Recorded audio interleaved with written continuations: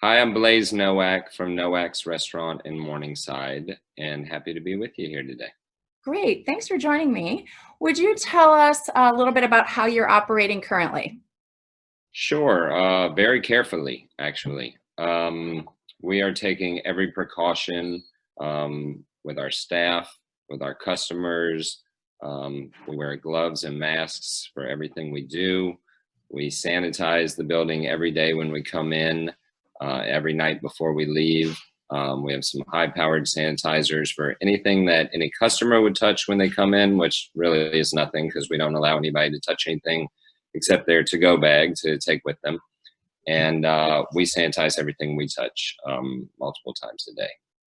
Okay, and do you have a full menu available for takeout, pickup, delivery? Not at all. We are on a very limited menu because it's actually hard to get a lot of products at the moment because the supply chain has been interrupted with our vendors. So we do our top hits, which are our steaks and our crab cakes. We have not been able to get fresh fish all the time, so that is when we can get it, we bring it in. But it's hard for everyone dealing with COVID right now. It's messed up a lot of the supply chain. It's hard to get fresh products, and if it's something that I wouldn't enjoy eating, I'm definitely not going to serve it. Okay. What would be the best way for your guests to learn about what your current menu offerings are? Is it your website? Is it your Facebook page? Yes, it is. So social media is big. You can follow us at Nowaks on Facebook or Instagram, and we post our menu there daily. We also have online ordering now through our website. So if you go to nowaksrestaurant.com and click on order online, you can order for delivery or pickup, curbside pickup. And that has been super popular for us. And I think it's something we're going to keep as we reopen and get back to business as usual whenever that happens. Great. Well, and that's the perfect segue into my next question is, the governor's talking about reopening on a limited basis starting on Friday. What changes are you going to implement as a result of that? So we are gonna be more careful. We're still waiting on the governor to tell us the restrictions and how they propose we handle it. Whatever they say, we're gonna do twice as much. My staff is the most important to us. Our customers are the most important to us, and I am going to do everything in my power to ensure that this is more like a surgical room going going into pre-op than it is a restaurant.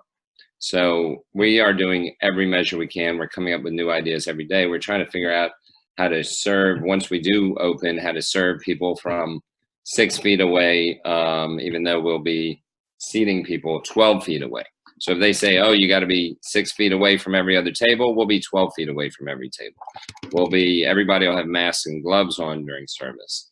With, a lot of, the governor's got a lot of backlash because he's trying to be one of the first states to reopen, which obviously is crazy with nobody knowing exactly where we are. But I feel, I tried to understand his side of it. And the way I came up with it is that, it's like we live in Buffalo, New York in the dead of winter, and you don't get out, start your engine, and start driving. You go out, you warm it up, you go back in, you make your coffee. The snow has to melt off the car. The engine has to get greased up. So I think the only reason why he would open or tell us to open so early is that he understands it's going to take a long time to actually get back to business. We don't expect anybody to be here next week to start eating out. If there are some people, I think we're going to try it. I have 5 different dining rooms here.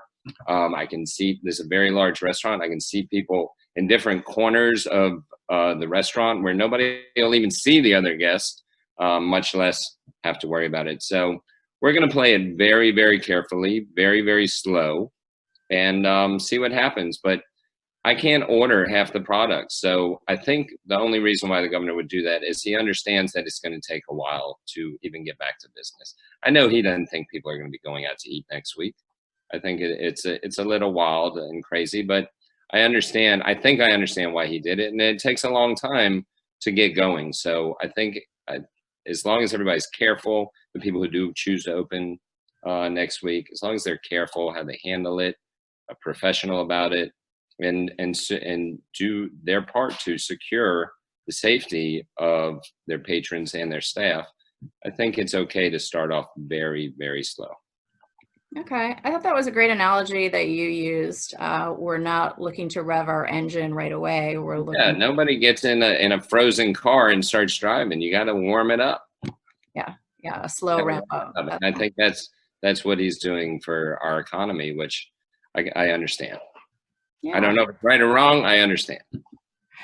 Well, one of the things that I feel that the community wants to support the local restaurants and the servers and your kitchen staff. What are some things that we can do to help out your business and help out your employees?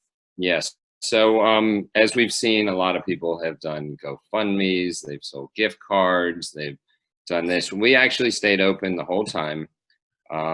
We kept paying our staff as if it was business as usual.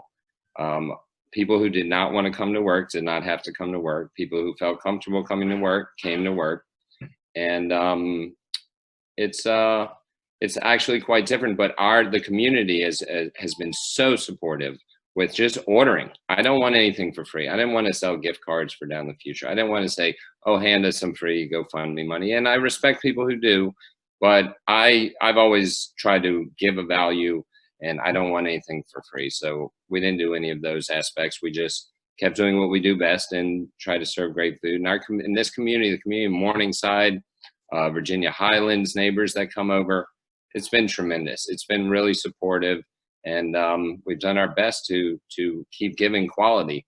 To me, I know the quality because I've ordered out.